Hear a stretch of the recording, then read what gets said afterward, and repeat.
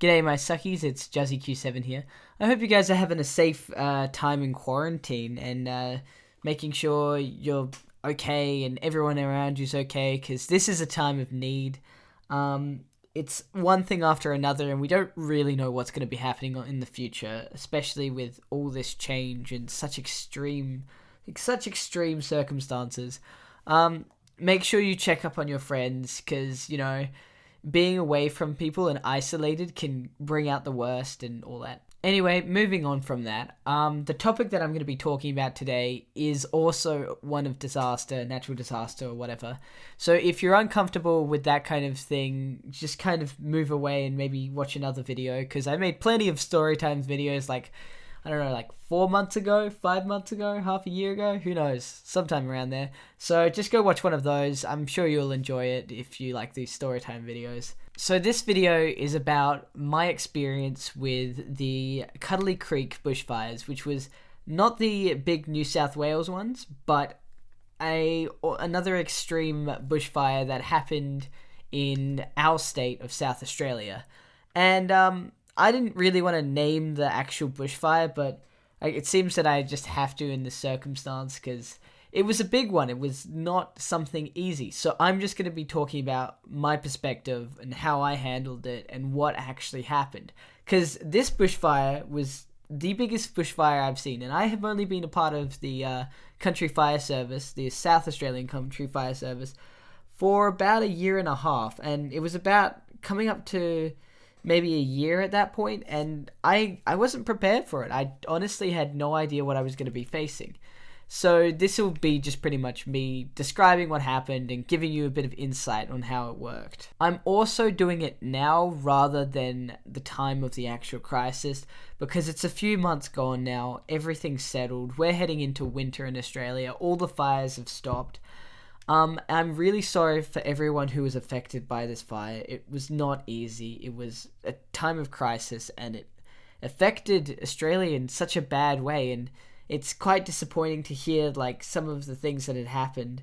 For those of you who don't know, one of the bad things that happened was the New South Wales government decided to cut funding to the fire service just before the fire season started, because they thought that was a brilliant idea. Anyway, without further ado, I'm going to break into this video and describe kind of how my day went and a little bit before it. So for those of you who don't know, the days are kind of broken up into different segments. You have a regular day, a fire ban day, a total fire ban day, and a catastrophic fire ban day. And on this day in particular, it was the catastrophic fire ban day, so it was absolutely out of control if a fire did start, and obviously it did. So they send out a text every day before, just warning you, okay, catastrophic fire ban day coming up. Are you available to go, or are you not available? What's your availability, really? And I didn't really know how this system fully worked at the time, because I'd just gotten back from New Zealand, and my sister came over the night before and said, look, this is how this works. Tap yes if you're ready to go for a strike team and go out and fight the bushfires. So I wasn't really going to be doing anything in the next day, so I was like, yeah, of course, anything can happen. So I just ticked I marked it yes, and carried on with the rest of the night with my family. We were just socializing. And the next day, I woke up about 9 o'clock-ish, 8 o'clock-ish, I don't really remember. I had a shower, and as I was chucking my clothes on, I got one of these call-out messages, one saying, "Are you? There's a fire. Come to the station, and we're going." So pretty much, I chucked on long pants, and some basic shirts and stuff, and quickly ran to my car, went to the station, and pretty much as soon as I got my gear on, and the other 3 guys got their gear on, we were off. We were out of there. There's a lot of urgency with all of this too, so there was one other guy who was going to be coming along with us, but unfortunately he couldn't make it just in time, because as soon as there's a fire, you have to move, you have to go. There's no time to wait. So we had to leave pretty much straight away, and he just didn't make it, so we just left. Once we were on the road, we just kind of figured out what was going to be happening a little bit more and whereabouts the fire was. And because it was, like a catastrophic fire ban, we had to go as quickly as possible and figure out everything as soon as we could. And the day kind of felt like an oven. I think it was around about the 47, 46, maybe 48 degree mark, Celsius. So that's like 110-ish, maybe just above 100 degrees Fahrenheit. And that's pretty extreme. And it was also a windy day, so it was not good. It was really bad, and everything, all the grass had dried up because it was just that part of the year, part of summer. And so it was just one thing after another, causing it to be a catastrophic fireban day. So we find out what actually happened a bit later on, how the fires started. It's pretty much, the fire was started in Cudlee Creek by a power line being like cut. I think it was a tree dropping a limb on the power line, and it just burst into flames. And it was really quite crazy just hearing about how something so small can just cause such a big thing, like cause such a big fire. So when we started, we went to the station closest to the fire, and I believe it was the one in Lobethal. And the Lobethal station had many, many, many trucks lined up, and a lot of them had already headed out, ready to go fight this fire. And you don't really think too much about it at the time, but this area was all just regular area. It was like a small town kind of thing, lots of houses, lots of things around. You don't think too much of the area. You don't think it's going to be changing very quickly, very soon. So we arrived there and we wait for like half an hour to figure out what we had to do, where we had to go. It's very common in these kind of circumstances that everything's very rushed and jumbled, so you kind of need to figure things out quickly and get things sorted. And communication can also be mucked up by the smoke and other reasons, so getting it all working coordinated is a bit of a hassle. But there were people already on these scenes trying to fight the fires. Also, meanwhile, we were getting text messages from the local areas saying, look, there's a big fire around. And even though you're a part of the firefighters, you're still getting these texts like pretty frequently saying, get out the area while you can, it's going to be bad. Among texts from the actual, local towers warning you about what's happening, because I was a volunteer firefighter, I had a lot of friends also texting me, yo, what's happening? Are you okay? Are you safe? While I was still in the scenario of actually being in danger. And yeah, it's great to know that you guys care and all, but I couldn't really have time to check my phone once it started actually getting into a hassle. So when I did have a chance, I did take the time to message people, yes, I'm fine, but the situation's a bit out of control. We can't really deal with this. So it was pretty obvious in the surrounding area as well with the smoke. The smoke was thick and you can see it over the hills. And this was in the station still, in that area first. And it was strong. You can't forget that smell. Once you've smelled like the thick layer of smoky, it's just a mixture of smoky smells. It's not pleasant, and it stinks, and it stays. That strong scent for us was only going to get worse as we headed out and started going to the scene of the fire, trying to protect what we can and make sure all the citizens are all evacuated and all that. We first started heading to the fires, and once we got to an area where it was really close, we were actually at Cudlee Creek, we could see very, very thick gum trees and hilly landscapes that we couldn't actually stop the fire spreading to. Because you've got to consider, you've got to get a fire truck in the area, and in a case of an emergency in the spread of the fire, you've got to be able to get it out. You have to make sure you're mobile and quick to move, because this fire is not going to be stopping for no one. An example of that is my sister was busy putting out a fire, and then she started seeing the fire coming very quickly. If you watch those videos, they'll be there in an instant. You're busy focusing on one thing, like a small like spot fire. So a spot fire is when like a little bit of an ember lands and it like starts a small fire, and that starts to spread. You'll be focusing on the spot fire, and there'll be a gigantic firewall and a wall made of flames coming towards you. You'll have to stop that spot fire, like stop going and putting it out, and quickly run. There's no time, and protecting houses and people is the top priority, and making sure they're safe. In the end, that's all that matters, and stopping the spread. So seeing that hilly landscape and terrain, we didn't have much choice but to back out and go to somewhere safer, because as soon as the fire starts going into these areas, it's very dangerous. You can't get out, and you can be surrounded, and then there's no way of like saving yourself. So we backed out and we went to another area which is a little bit more spread out, a little bit more flat terrain, and some houses around, so we had to protect them and make sure they were safe. Once we'd settled there, we saw some locals, and apparently they'd also been involved in fire protection and fire services previously, so they knew what they were doing. So they were able to, somewhat protect their house. They had sprinkler systems up. They'd hosed down everything, so they were ready to fight these fires if they were to come near. So they were staying and they were safe. But there was another man up on the hill who hadn't evacuated and didn't seem to have a plan. And we weren't sure that he was up there, but a lot of the locals were saying, we haven't seen the car come out. We don't know what's going to happen with him. What, is he going to be there, or is he, going to leave? And we didn't think too much about it. We thought, okay, he's probably left. We can't really tell for sure. It's a bit difficult, because as soon as we brought our own truck back up to that hill, there was the danger that we wouldn't be able to get it back out. So we couldn't do anything in that scenario. We kind of just had to hope that he was fine, hope that nothing was going on up there, and hope, he was smart enough to leave.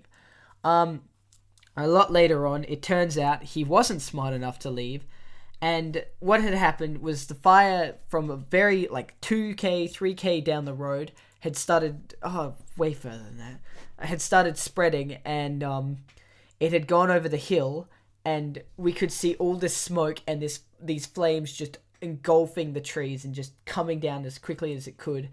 But the thing with fires is they come down hills a bit slower. So when it was maybe about 30 meters away from his house, maybe 20 meters away from his house, we see this car, because it was kind of hidden behind trees in its own area, maybe 50 meters, 100 meters up the driveway.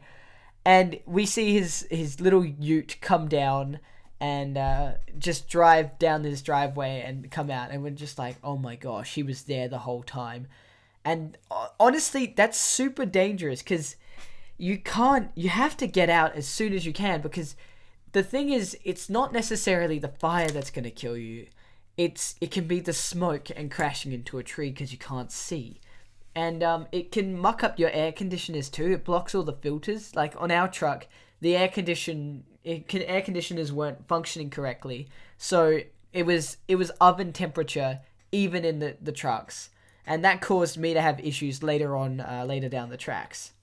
Now, the officer in command is a very knowledgeable person, and I'm lucky that he was on the crew, because he was able to talk me through about how everything was going to happen. And usually you would think that you'd feel really unsafe and really scared about what was going on. Honestly, I was looking at the scenario, and I knew the people in the group I was with. They were very experienced, and they'd gone through big fires before. However, in saying that, there's still always that massive fear about what could actually occur. I felt safe in my group, but I didn't feel safe about everyone else. For instance, on the radios, there were consistent call-outs for help, and from other trucks and other groups.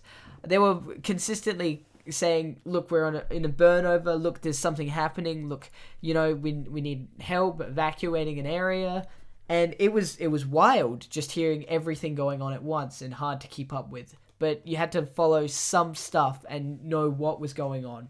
So in that area, after waiting a little bit, the fire did catch up when that man left, and we did have to start fighting it. And when we started fighting it, I didn't have the correct goggles, so I was facing a little bit of a tricky situation, because those goggles, we're giving out goggles to make sure the smoke doesn't get in our eyes. I saw it as a necessity, but I didn't manage to get any in time, and we had to start getting this fire sorted. Otherwise, people were going to lose their homes. People were going to potentially, die. So you just have to make sure you keep going. And it was a struggle. It really was a struggle. Especially seeing one of the scariest things that you do see is all the animals. And the man who left pretty late, his animals, he had maybe 10, 15 cows just around the area. And kind of looking at the cows, you knew what was going to be happening, but you knew that as soon as you let those cows out, you're going to be creating so much more of an issue for everyone around the local area. Because then, what's it? You've got cows on the middle of the road, and they're going to be causing, accidents, and that's just not something safe. You can't just let these cows out. So the conclusion of the scenario is you have to leave them in the field they're in, and they're probably going to burn. That is one of the hardest things.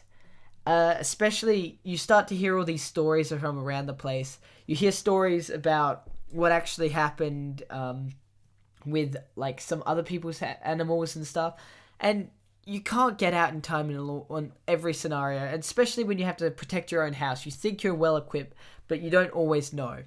So a lot of cases I heard stories about people's animals and pets dying. So cats and dogs. It's very sad and very brutal, but it's what happens. The houses burned down and the animals were, there too. A lot of scenarios people just had to leave, and it's not the best. It's not what we want, but it's reality. Overall, 86 houses were burnt down in this incident, and hearing that was kind of one of the, one of those things that hits your heart, because, every home is something unique. You can grow up there from when you're little. You put all this effort into building it and making memories there, and in one day, it can all go up in a legitimate puff of smoke. And that's what happened to 86 houses with 86 families, or the odd individual. So I know this is going to be a bit randomly placed, but thanks to everyone who did end up supporting the cause of the Australian bushfires, because there's a lot of people still going through a really rough time, especially in this the second incident of the year of the virus and all of the horribleness it's bringing to everyone. So thank you everyone who did end up supporting it, and if you couldn't support it, thank you for raising awareness. If you did raise awareness, I don't know, you guys have around the world have done a good job at supporting that. So getting back to the story, as the day went on, things just kept on getting worse. It was not the most fun I've ever had, and there was always something new happening. I'm not going to be able to describe everything that was happening, but it was pretty much an issue after issue.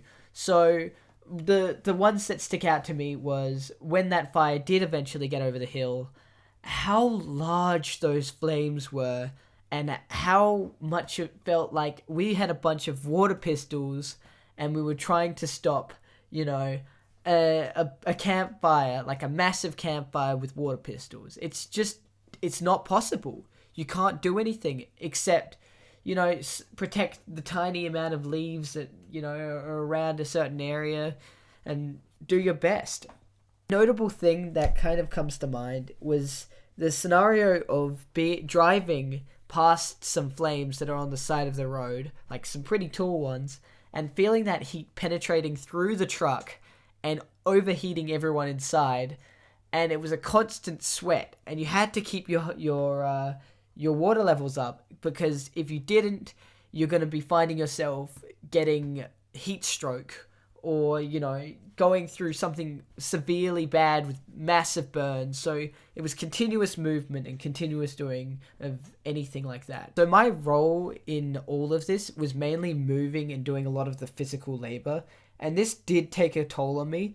I was working with mainly taking out the hoses as fast as I could and dragging them to where needed to be done. I'm pretty used to doing a lot of dragging, a lot of stuff like that. I've done hard work for years. I've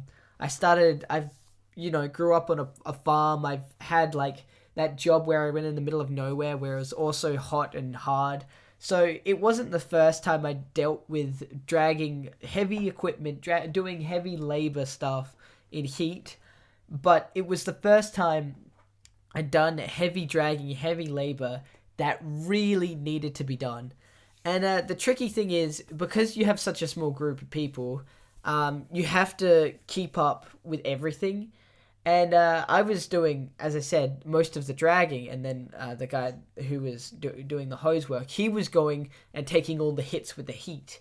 And the driver has to be safe, and we have to like balance out the jobs evenly. And also communications was important. I forgot to mention that. So it was a big balancing act of making sure everyone's busy and making sure everyone's on top of things. Unfortunately for me, though, I obviously didn't balance myself correctly, and I hadn't been to such a big fire before, so I didn't know exactly what was going on and what I had to do. And I didn't keep my salt level up, I believe. I should have had some more Powerade or whatever. Unfortunately, though, because of not keeping my salts up, I started getting sick. I started getting overheated and heat stress. And the best way to deal with this is to get out, notice it early, and cool yourself off, and, you know, go onto some shady area. Just generally cool off as much as you can, and probably give it a rest for maybe half an hour or longer. And in some cases, just even stop completely. So I was going through heat stress, and I didn't really know what was happening fully. You start getting really sick, feeling like you can't move or anything like that. And this especially started hitting me when we went to one fire station, which we actually managed to save. We arrived there were no other fire trucks. An ember came down and hit like the grass, just really like a small ember hit the grass and started creating a massive bushfire. So from 1 second on landing, it started spreading like meters out really quickly. So we had to deal with that. I started getting really heat stressed then. So I decided to, you know, just lay back in the truck and let them deal with all the fires that were spreading out. And it was really surprising to me, especially this point in particular, how much of a fire one ember can land in like a slightly grassy area and just spread like crazy. So we did end up saving the fire station, but it was really stressful and crazy how something like that can happen. The one thing I didn't realize about this fire station, though, was it had an air conditioner inside of it. I could have just gone in there and I could have enjoyed the air conditioner, but I didn't know. So I just sat in the back of the truck we waited for like 20 minutes, got some snacks, and everyone got out and walked around. I couldn't do anything. I just felt like I took off my clothes and I just laid there as I was heat stressed. I should have gone inside, but I didn't. And then shortly afterwards, this was like quite a lot later in the day. We headed out and we were going up this rocky hill to where a farmer was, to an area where there were fires, but it was really minor fires in comparison to the rest. But because it was a really rocky like area, I couldn't handle it. The heat stress and the scenario and everything had built up on me. And that was about maybe 4 or 5 o'clock in the afternoon, and I was done, so I couldn't continue on. I opened the door and I threw up out the door. All of the water that I'd been drinking, it was all out of me. I couldn't handle it. And from then on, I felt amazing. I didn't feel sick anymore. But I knew from that point forward, I had to stop. And I didn't want to take it any further because it would have gotten way worse. And it's not safe to have someone going through a scenario where you're sick and you're not any help. You have to help yourself before you help others, you know? That's a very common thing in, the emergency and saving people areas. So, like, ambulances have to follow it, paramedics, anyone.